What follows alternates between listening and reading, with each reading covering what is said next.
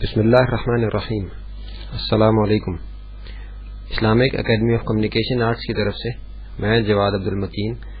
آپ کو کورل ڈرا 9 اور کورل ڈرا X4 کے بگنرز لیول کے اس کورس میں خوش آمدید کہتا ہوں۔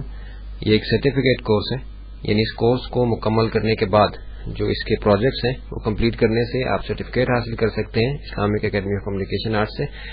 اگر یہ کورس آپ کو CD پہ ملا ہے تو آپ ان نمبرز پہ جو آپ کو اسکرین پہ نظر آ رہے ہیں کانٹیکٹ کر کے تو آپ سرٹیفکیٹ لینے کے بارے میں مزید تفصیل معلوم کر سکتے ہیں۔ یہاں یہ بتانا ضروری ہوگا کہ کورل ڈرا 9 اور کورل ڈرا X4 دونوں کو کیوں منتخب کیا گیا اس کورس کے لیے، تو اس کی وجہ یہ ہے کہ کورل ڈرا 9 نسبتاً پرانا ورژن ہے، لیکن بیسک اسائنمنٹس کے لیے وہ بہت کافی ہے، یعنی ساری بیسک اسائنمنٹس جو ہیں وہ آسانی کے ساتھ کورل ڈرا 9 میں کی جا سکتی ہیں، اور عمومی طور پہ لوگوں کے پاس جو سسٹمز ہیں، جو کمپیوٹرز ہیں، وہ کورل ڈرا 9 کو آسانی سے سپورٹ کرتے ہیں، جبکہ کورل ڈرا X4 جو کہ لیٹسٹ ورژن ہے کورل ڈرا کا، اس کو عموماً کمپیوٹر سپورٹ نہیں کرتے۔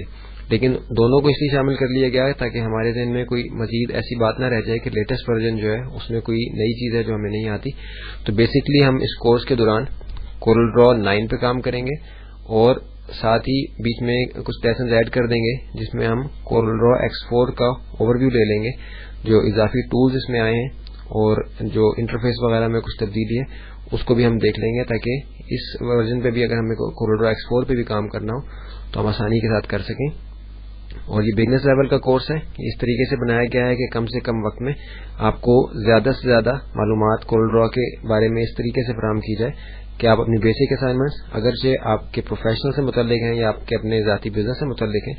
وہ آپ آسانی کے ساتھ کر سکیں اور کسی قسم کی مشکل آپ کو پیش نہ آئے۔ اب ہم چلتے ہیں اپنے اگلے لیسن کی طرف اور دیکھتے ہیں کورل ڈرا کے بارے میں مزید ہمیں معلومات کیا ملتی ہیں لیسن سے۔